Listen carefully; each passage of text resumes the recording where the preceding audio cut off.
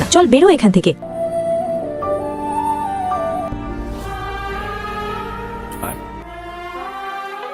যখন আমি ফিরে আসবো তখন আমি এই হেয়ার ব্যান্ডটা তোমাকে দেব।